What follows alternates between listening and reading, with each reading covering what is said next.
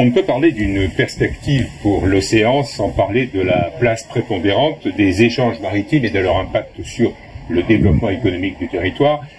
Monsieur Laurent, vous êtes directeur général du Grand Port Maritime. Alors, quelle est votre stratégie pour répondre à cette thématique?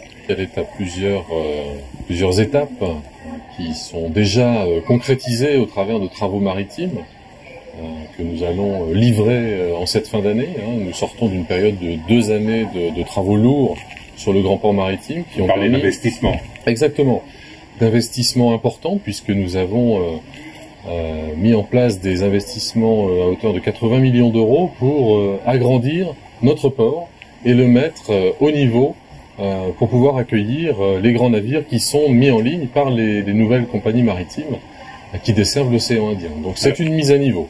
À ce sujet, Monsieur Elie, qui est à côté de vous, qui est directeur de la CGA-CGM, une compagnie mondiale dans le domaine du transport maritime. Alors, est-ce que vous avez éprouvé des difficultés? Est-ce que vous avez hésité à vous implanter à La Réunion à un moment où La Réunion n'était pas encore bien équipée? Le groupe CMA-CGM est le 3e armateur mondial, donc de transport par conteneur. On avait pris la décision en 2014 de faire un hub de transbordement pour croiser nos lignes en provenance d'Europe, du Moyen-Orient et d'Asie vers l'Afrique. Donc il fallait le faire dans l'océan Indien. On avait plusieurs alternatives. On avait un port d'Afrique de l'Est éventuellement, on avait Madagascar, on avait Maurice, on avait La Réunion.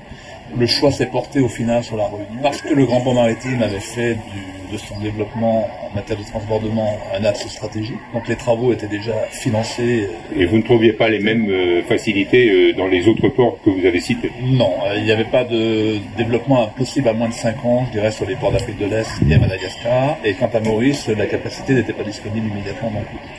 Voilà, donc on avait à La Réunion la chance d'avoir un projet déjà voté, déjà financé, qui s'intégrait parfaitement dans notre calendrier. Et les perspectives d'avenir, alors, le développement continue? Perspectives d'avenir, 2 phases, 2016 et 2018-2019, je parle du groupe.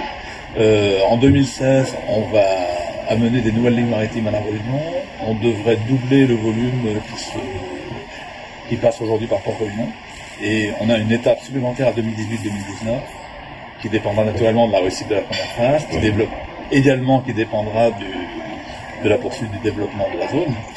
C'est quand même lié à ça aussi, notamment les pays d'Afrique. Mais cette capacité à 2018-2019 revient à multiplier par 4, voire par 5, ce qui se fait aujourd'hui à La Réunion. Alors, excusez-moi d'être un peu terre à terre, mais est-ce que c'est cette augmentation de l'activité, aussi bien au port que pour vous, compagnie maritime, est-ce que ça va s'accompagner à plus ou moins long terme de création d'emplois? Alors, c'est déjà concret aujourd'hui. Même si on n'a pas, j'allais dire, malheureusement vocation à régler tout le problème de La Réunion, et Dieu sait s'il est important et s'il nous concerne tous. Et au niveau de l'agence CMA-CGM, depuis le début de l'année, on a créé une dizaine d'emplois, un partenariat avec l'IAE pour des jeunes réunionnais. Au niveau du port, en ce qui concerne l'emploi d'Ocaire, je dirais que ça va se traduire dès le 1er janvier par, d'une part, une sécurisation des emplois existants, qui était quand même affaibli par le peu d'activité qu'il y a aujourd'hui, et par la création d'emplois nouveaux. Donc je pense qu'à court terme, je dirais, on aura un impact direct de notre activité, j'allais dire, de 50, 60 emplois. Mais c'est pas ça le plus important. Le plus important, c'est ce que l'économie réunionnaise fera de ce projet en développant des filières. Oui, et au port, augmentation des effectifs aussi? Non, pas directement au port, puisque nous mettons en place les infrastructures nécessaires. C'est essentiellement dans le secteur privé, dans le secteur des entreprises qui travaillent sur le port, que le levier de l'emploi va fonctionner. Donc, la création d'emplois, c'est au moment des travaux, d'investissement. Pour nous, c'est au moment des travaux et des investissements pour l'essentiel. Alors, plus il y a de conteneurs, mieux c'est pour les transitaires. Vous représentez les transitaires, monsieur Vautier. Alors, le métier de transitaire est effectivement un métier d'avenir, d'autant plus avec les infrastructures que le port est en train de développer et avec les projets donc de compagnies maritimes, notamment CMA-CGM pour l'aide de transbordement. Nous, en tant qu'utilisateurs en fait du port, on a besoin surtout d'efficacité et ça nous permet d'avoir aussi de nouvelles opportunités. Donc l'efficacité, ça se traduit par les investissements que le port effectue sur outils de travail. Nous, ce qui nous intéresse, c'est de pouvoir aller chercher les marchandises rapidement, de pouvoir faire en sorte que... Pour satisfaire les clients. Tout à fait, pour satisfaire les importateurs qui sont nos clients et qui ont besoin d'avoir leurs marchandises rapidement. Le volume est en augmentation également, le volume Alors le volume sur le port en tout cas est visiblement en augmentation chaque année. On parle en termes d'équivalent 20 pieds, je pense que c'est de l'ordre de 240 000 équivalents 20 pieds ou 250 000 équivalents 20 pieds l'année dernière. Donc ça c'est sur le port en général. Et effectivement pour nous, eh bien, ce qui nous intéresse particulièrement, c'est que toutes les opérations de logistique, que ce soit par exemple des contrôles de douane, ou bien que ce soit des contrôles phytosanitaires, ou que ce soit toutes ces opérations qui doivent être faites dans l'enceinte du port. Guichet unique.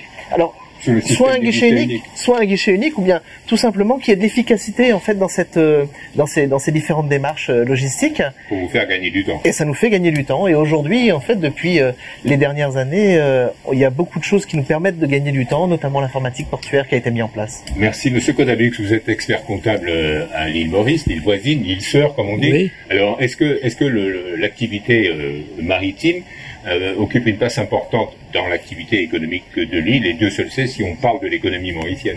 Oui, bien sûr. Depuis décembre 2014, notre régime a changé, le gouvernement a changé, et il y a une structure nouvelle. Donc, le nouveau gouvernement a déjà nommé un ministre océan. Donc, veut dire, un ministre qui est chargé de la mer. Oui, oui. Auparavant, il n'y avait pas ça. Donc, veut dire, les nouveaux ministres, normalement, il y a un budget. Un grand budget qui est consacré, et en collaboration avec les ministres des Finances, et on a investi, donc on va grandir les ports de Maurice. Les ports de Port-Louis, ça va partir depuis Baie du Tombeau jusqu'à... Mais vous êtes en concurrence directe avec le port de la Réunion. Comment se passe cette concurrence? Non, il n'y a pas de concurrence parce qu'on voulait avoir des échanges, des échanges maritimes, parce que récemment, notre ministre des Finances, avec une délégation, était à la Réunion cette année-ci. En mars. Pour rencontrer les autorités réunionnaises. Oui. Et pour une coopération étroite. Oui, étroite. Entre les deux. Oui. Il y a du cabotage entre les deux? Très peu. Parce qu'il n'y a pas beaucoup d'échanges entre Maurice et la Réunion. Donc, in fine, effectivement, je rejoins ce qui vient d'être exprimé. Il y a assez peu de concurrence directe entre nos deux ports. Bien entendu, on se suit, on se marque. Les uns et les autres en termes d'infrastructure, et d'ailleurs c'est une nécessité pour pouvoir servir les compagnies maritimes qui passent au large de nos côtes et pour pouvoir les faire venir. Mais vous vous arrêtez dans les deux îles alors, vous desservez les deux îles? Tout à fait. Oui, tout à fait. En fait, il y a d'une part le croisement des lignes majeures à La Réunion, mais également la desserte de l'océan Indien. Donc là-dedans, il y a Maurice, Mayotte, Seychelles et Madagascar. Donc, est-ce que cette activité, ces échanges, auront un véritable impact sur le développement économique au cours des prochaines années?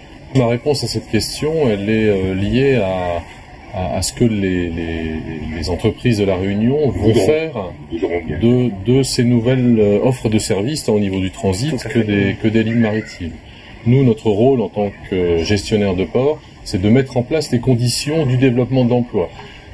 Qui sont, une fois les infrastructures réalisées, la possibilité d'accueillir des activités logistiques en lien avec la nouvelle offre de services maritimes qui va être proposée.